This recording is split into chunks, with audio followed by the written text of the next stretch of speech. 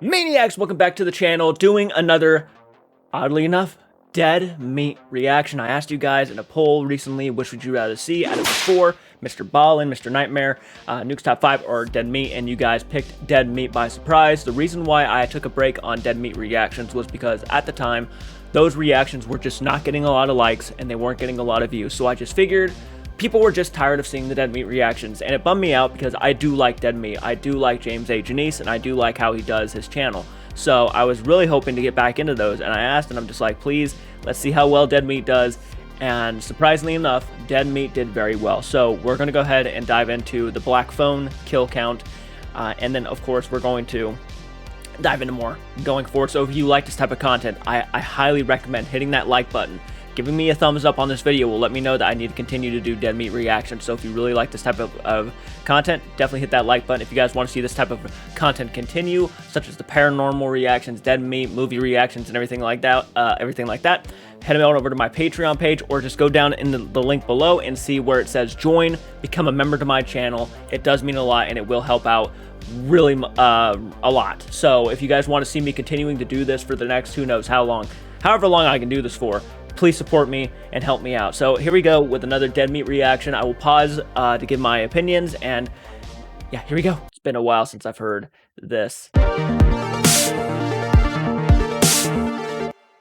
Welcome to the Kill Count, where we tally up the victims in all our favorite horror movies. I'm James A. Janice, and today we're looking at The Black Phone, which premiered at Fantastic Fest in 2021. The Black Phone takes place in the 70s and follows a teenager abducted by a local serial killer. The kid is locked up in a room with an old phone, which he uses to communicate with his captor's previous victims. It's a serial killer crime flick with some supernatural touches that highlights the resiliency of youths. The movie is based on the short story of the same name written by Joe Hill. His stories have been adapted for the screen before, perhaps most notably with In the Tall Grass. Hill is the son of legendary novelist Stephen King, and it shows. This adaptation is so full of classic King tropes, you'd be forgiven if you thought it took place in Maine. The Black Phone was written by Scott Derrickson, with a screenplay co-written by Derrickson and C. Robert Cargill. These are the guys who brought us the modern classic Sinister, as well as the first Doctor Strange movie. Derrickson was originally supposed to direct In the Multiverse of Madness too, but he left the project due to creative differences. Most likely, he wanted to make it more of a horror film. The good news is that when he left that movie, he and Cargill turned around and made this one. The Black Phone is one of many amazing horror movies that had a wide release in 2022. While it didn't quite electrify me as much as some of the others, I think it's really well made with phenomenal performances, specifically from the two lead kids and Ethan Hawke in a rare villainous turn as the grabber. It also manages to have an optimism. Ethan Hawke, my movie reaction is up on the channel, guys, by the way. I'll leave my link in the description, so if you guys want to go watch my full movie reaction, or my full-length movie reaction, it's up on Patreon, but if you want to go watch my movie reaction, you guys can on my Patreon page, or my YouTube channel, sorry. Yeah, Ethan Hawke was easily the standout, the main kid here, I think, and the sister, by the way. Oh my god, the sister was probably, like, my personal favorite character in the entire film, because I just liked how much her character just loved her brother, and I love that duo, I love that chemistry. But yeah, Ethan Hawke as the murderer in this movie, the grabber, I mean, seriously is so, I wouldn't be surprised, and maybe I'm going over a leap here when I say this, but I would love it if we got like a Misery or a Silence of the Lambs situation where Ethan Hawke got nominated for Academy Award, because man, the guy is really intense and really scary in this entire film. It's a great stand-up performance. He is just so unsettling. Maybe he doesn't deserve an Oscar. Maybe he just deserves a nomination. I mean, he deserves a nomination at the least for the Academy Awards. Not saying he's going to get one, because again, horror films do not do good. And I mean, if we're talking like horror actors who should have been nominated for Academy Awards throughout the past few years, I feel like we could have talked about Willem Dafoe for The Lighthouse, Bill Skarsgård for Pennywise and It. I mean, there's a lot of great performances, but yeah, no, I cannot wait to hear what James, he says he didn't like electrify him, which is fine, I get that. I think there's a lot of people here who actually were kind of disappointed in a sense by The Black Phone. I mean, they'll never say like it's a bad movie, but they'll say like they'll be disappointed because it wasn't like scary. And to me, it's scary because this concept alone is actually terrifying. To it, despite the dark subject matter. Ethan Hawke called it a scary movie with a heart of gold. For anyone who finds comfort in Stephen King stories with their small towns and magical realism, The Black Phone will surely deliver, with a couple of good scares along. If you're a Stephen King fan, you gotta watch it. The way. How many kills will the grabber? How many kills can we look up in this movie's Black Phone book? Let's find out and get to them. Okay, here we go with the kills. Finally, here we go. The movie begins with, oh, son of a Steven, a baseball game. Classic King. It's 1978 in North Denver, and 13-year-old pitcher Finney Blake gets bested by rival Bruce Yamada, who's a little cocky, but still a good sportsman. Yeah, he was... Your arm is mint.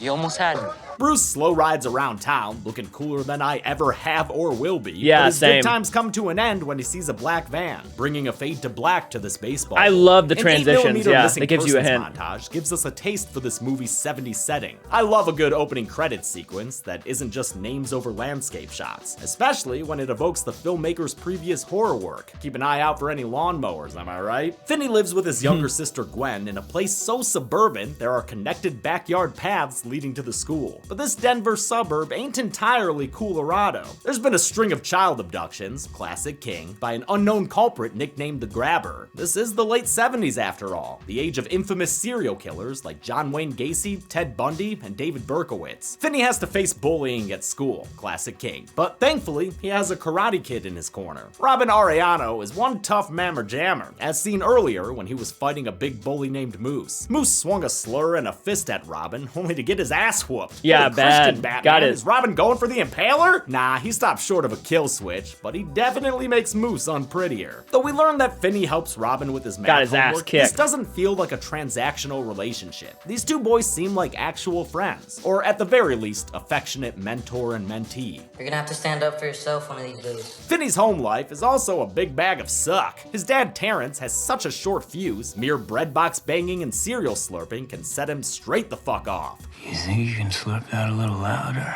Finn's pap is abusive and alcoholic as hell, but the kids adapt and find a way to live with him. Watching William Castle movies probably helps. Oh shit, the Tingler! Finney must be Such a freaking different time. Yeah, man. I remember watching that movie and I was just ready for this kid to beat the shit out of his dad. I really was. And it comes to find out later on that the dad actually, he has his own issues. And that's what I liked about the movie is no one was perfect. No one was perfect in this movie. And I felt like that actually added a real layer of just realism. And yeah, I thought that worked perfectly.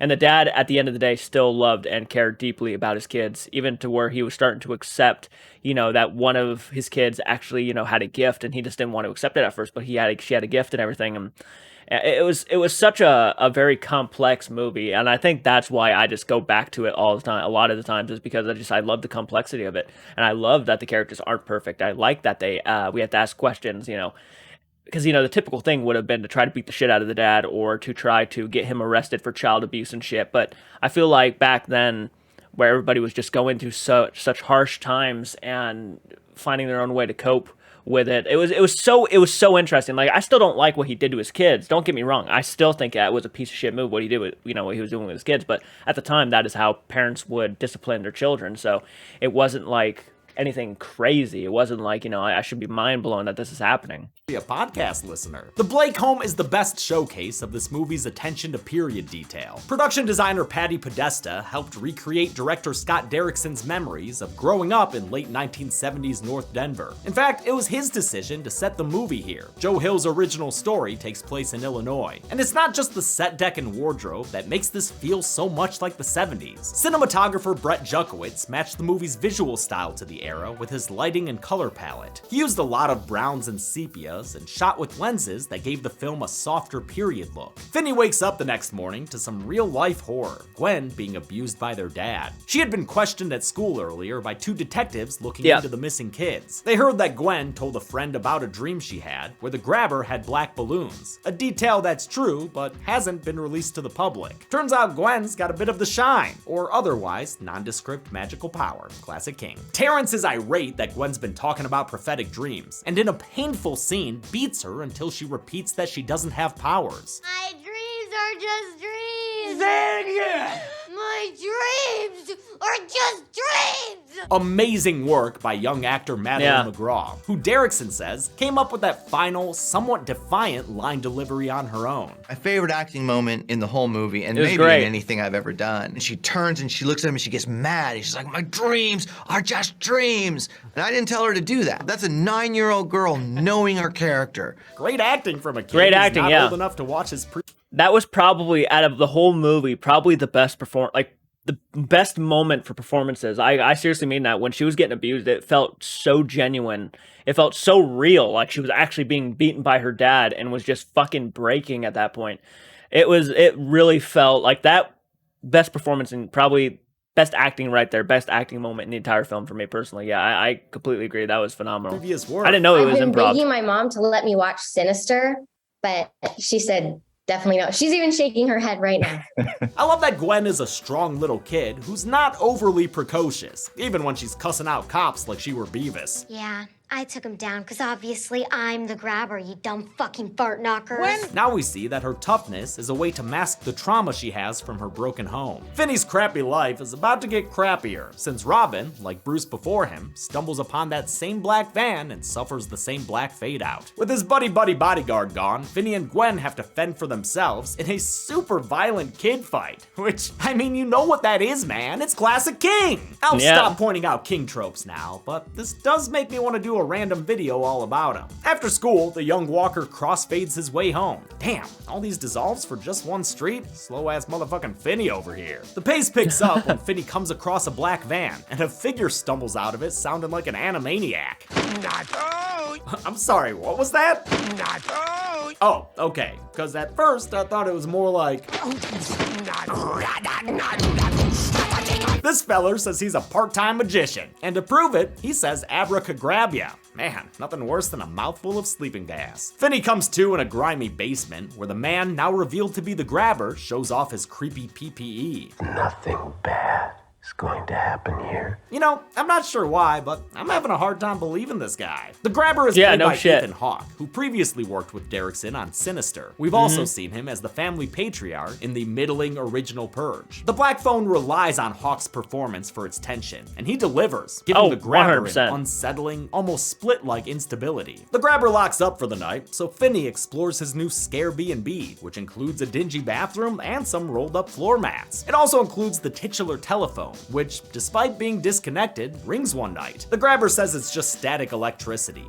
Do you know, I just thought of this. If the Black Phone for some way was another, like, a spin-off from the Shining series, I could see it.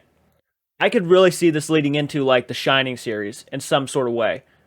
I just thought of that. Like, he's mentioned a lot of the Shining stuff and everything, and it's like, yeah, it actually does feel like it could be, in and itself, a Shining-esque movie that could, like, have a tie-in somewhere. I would not be surprised. I'm not sure if they take place during the same year. I'm trying to think of when The Shining took place. Maybe you guys can comment down below and let me know when it took place. But yeah, it kind of feels like it could be in that realm. Yeah. Maybe they make a sequel, and I think they are trying to, actually. I think if they make a sequel, bring Ethan Hawke back as, like, a ghost that's, like, tormenting him or something. That would be fucking insane. Since the phone hasn't worked since his boyhood. That's a problem for Finney, because the grabbers also soundproof this basement. In crawl space, no one can hear you scream. A couple of nights go by, and the phone rings again. This time, there's a caller on the line. The boy on the other end doesn't remember his own name, but he does say some familiar phrases. We met once. Your arm is mint. You almost had me. Finney realizes he's talking to the ghost of Bruce Yamada. First-time caller, long-time dead kid. His early life and abduction are played in another Kodachrome montage. Bruce tells him that the phone rings for everyone, but Finney's the only one who's been able to hear their voices. I was surprised to learn these calls weren't done in post-production. The phone was hooked up so the kid actors could actually talk during the scenes. That's cool. So that when we pick up this phone on the outside of the set, the black phone inside will ring. Is so Bruce tells cool. Finney about a loose tile in the No kidding. That is so cool. I didn't even realize that. That is awesome. Wow. The more you know, the more you know. bathroom, which he removes to try and Shawshank his way to freedom. He hides the progress with one of the mats and turns in for another kidnap. Like a napping kid. The next day, before sunrise, the grabber brings him breakfast. On his way out, he seemingly forgets to lock the door, but when Finney moves to escape, he receives another phone call. It's a different voice this time, who Finney identifies as deceased paperboy Billy Showalter. Another montage shows his He's waiting upstairs for you with the belt. Pennywise and grabber. Billy tells Finney the unlocked door door is a trap, and that the grabber is waiting to beat him when he tries to leave. Damn, look like that grabber been grabbing them dumbbells, know what I mean? Billy also mentions that he tore a cable loose and hid it away. Finney finds it, and using a rolled up mat as a guide, snakes it around the bars of the basement's only window. Wow, I gotta call this kid the next time I lose the drawstring inside my hoodie. Finney tries to climb to freedom, but is unable to unlatch the window before the grate breaks off. The survival scenes are one of the best parts of the Black Phone. I love watching a smart, capable character try their best to escape an awful situation. Gwen is having visions of a live-action NES Paperboy adaptation, but the telepathic teenager would rather just know where her brother is. Unable to find Finney on her own, she asks for help from her super shitty dad. Terrence reveals their mother also had visions, meaning Gwen's power is inherited. This might explain why Finney is the only one who is able to hear the ghost voices. But Finney and Gwen's mom eventually became overwhelmed by the visions and took her own life. I don't want that future for you, sweetheart. Ah, the old "this is for your own good" argument. That's never fucked up a kid before. Terrence is played by prolific character actor Jeremy Davies, who was in Ravenous, which we've covered on the podcast, and of course, Lost. Yeah, Saving Private Ryan and all that. Dude will forever be Daniel Ferry. Oh shit.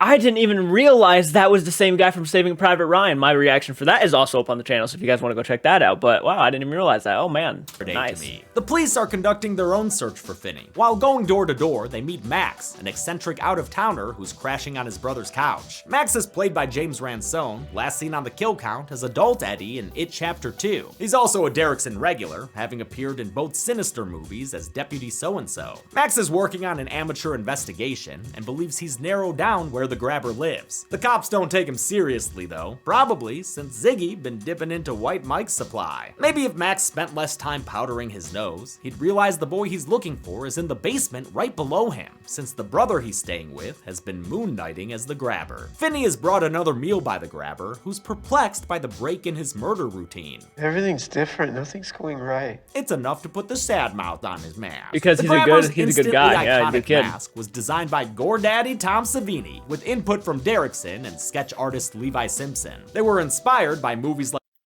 Tom Savini helped make the mask. That is something I did not know. If you guys know me, Tom Savini is like a god on this channel. I love Tom Savini. The fact that, given me some of my favorite monsters in movie history, like Creepshow, Friday the 13th, Friday the 13th Part 4, my favorite Jason. The guy is a legend in my eyes. I did not know he had a hand in making the grabber's mask. That is freaking amazing. Like Mr. Sardonicus and the Man Who Laughs. The modular mask, with its 3 different mouths, was created by special effects supervisor Jason Baker. In his Pittsburgh studio, he had to make nearly 40 copies, thanks to the mouth variations, stunt requirements, and COVID restrictions. Because of COVID, we couldn't let Ethan and the photo double share the same mask, because he'd be breathing on it, a whole cross-contamination thing. So then we had to make a whole separate set for the photo double. The mask is a resin fiberglass hybrid with comfortable foam inside. The one I have here on set wasn't screen used in the movie, but it was used for promotional materials and sent by a friend at Universal. Thanks, John Luca. The grabber says he'll let Finney go if he tells him his name, but after catching him in a lie, he leaves with a I was gonna say, that's a really good looking grabber mask. Like, it looks really damn good. That's awesome. Unlocked to tempt him again. Finney doesn't take the bait and is awoken that night by some extreme yoga. This backbending specter is Griffin Stagg, another victim whose ghostly appearance will get him added to the kill count. Does that mean I should have counted the Grady girls in the Shining kill count?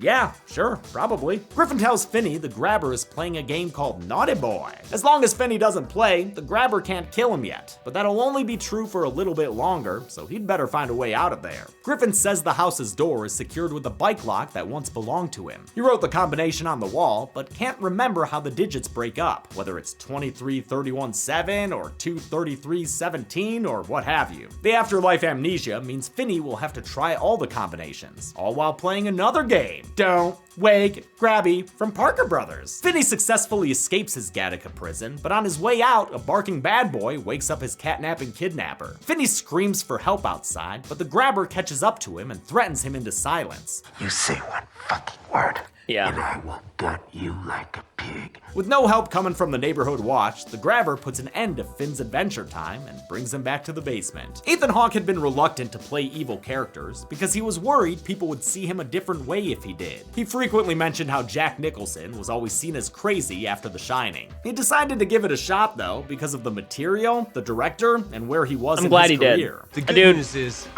honestly, I'm glad he did, dude. I love Ethan Hawke. I think he's one like Willem Dafoe, kind of one of those underappreciated actors. And The Black Phone is no exception, man. I think The Black Phone is probably my favorite Ethan Hawke performance. I have seen it from him so far. I've seen several Ethan Hawke movies, but I haven't, this is one I think that he really fucking, like, and he always nails it, but this one is like, damn, like he went on like a completely different level here. And no, I don't think, I wouldn't view him as crazy. The guy is a genuinely nice guy, man. If you watch his interviews and stuff, he's a genuinely nice guy. I think the nicer the person is, the better psychos they play. I've noticed that so many times now. It's like, it's odd that most of the best serial killers in horror history are played by some of the nicest fucking people you'll ever meet in your entire life. Robert Englund, Freddy Krueger, Ethan Hawke for Black Phone. I'm sure Jack Nicholson is actually a really decent guy. I've heard interesting stories, but I'm sure he's a very nice guy. Obviously, Kathy Bates for Misery. I mean, so many great people. I'm 51 now, and so it might be the time for me to go to the dark side. Still, he found it difficult to play such an evil character because there's no justification for his actions. No. Normally, I say that I'm always like to be my character's lawyer. If I was my character's lawyer in this case, I think I would resign and just let the guy go to the death penalty, I mean. Yeah. His solution was to play the grabber like a wounded animal. He also said it was easy to turn off the character as soon as the cameras cut. Catch the balloons!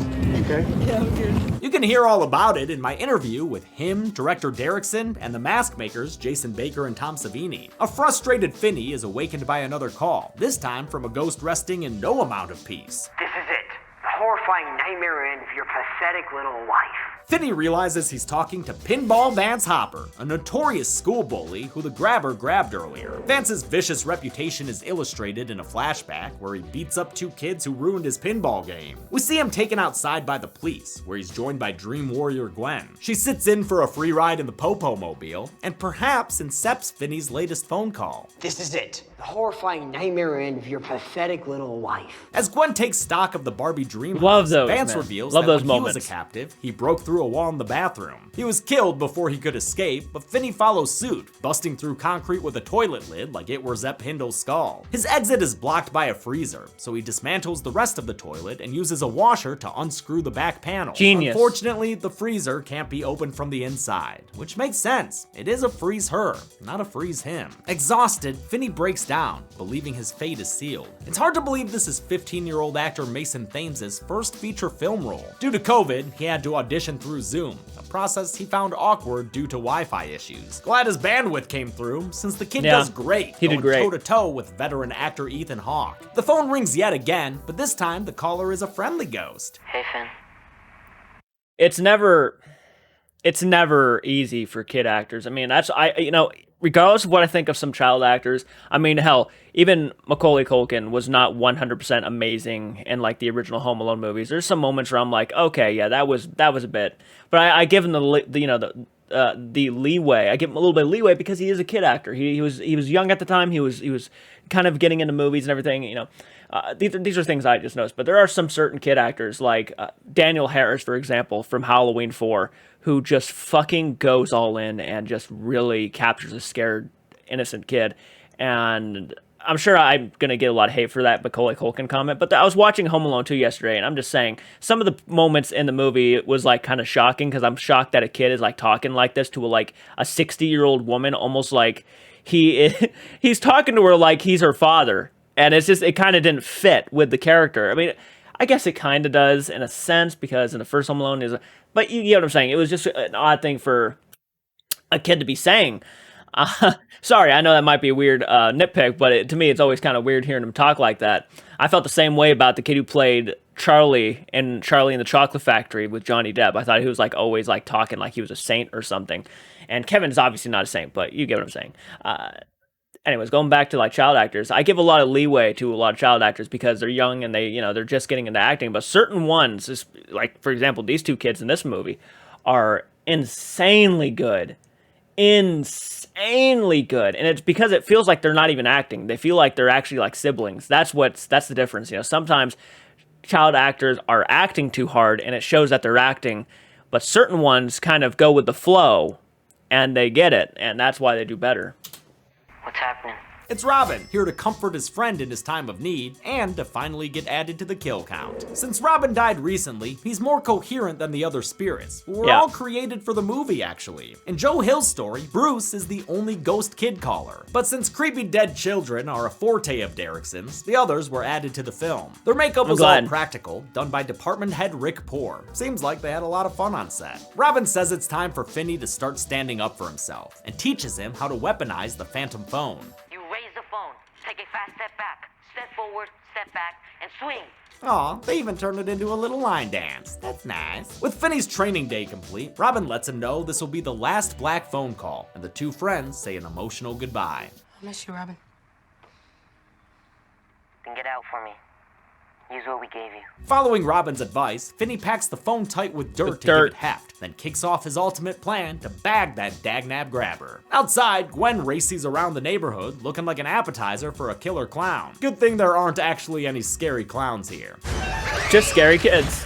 Just a bunch of scary ghost kids who stop her in front of the house from her visions, which she identifies from its front lawn foliage and address the tree. Yep. After booking it back home, Gwen hollers back at one of the detectives. He volunteers the police force as tribute to meet her at the house she's found. At the same time, Max has a coke-fueled eureka and realizes his brother's house is smack dab in the middle of the abduction zone. As Pink Floyd's On the Run blares in the background, he makes his way down to the basement, where he's shocked to find another house guest. No fucking way. He takes a little too long to collect his bearings though, and fails to notice his brother, who buries an axe in Max, killing him with one swift blow. What a dirty, bloody shame. The cops arrive to save the day, but just found out a little too late, unfortunately, man. I liked Max's character. He was really funny, actually. I really enjoyed his character.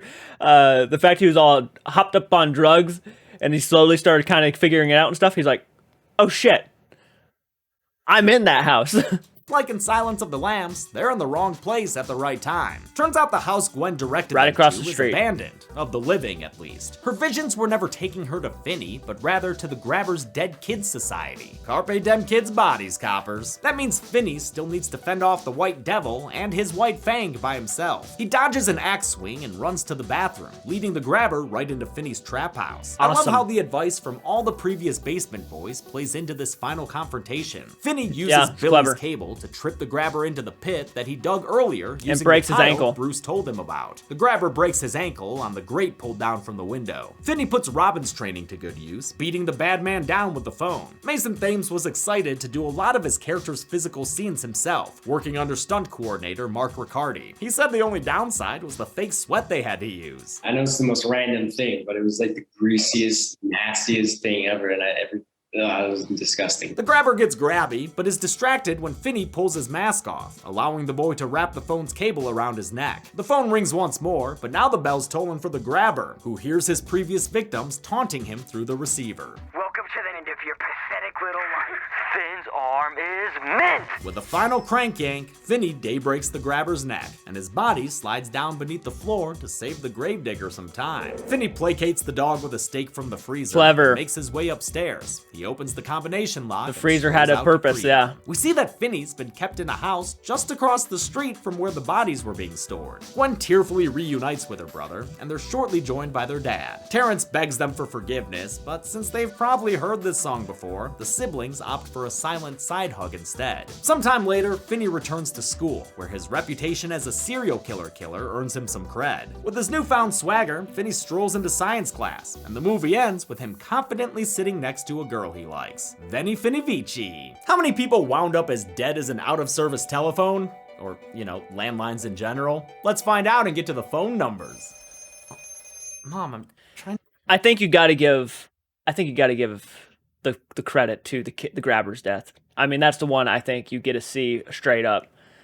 And you do get to see a little bit of the first kid's death, but the Grabber's death, man, it has to be the best. I mean, it was so emotional and so fucking fulfilling. It has to be the best. To film a kill count.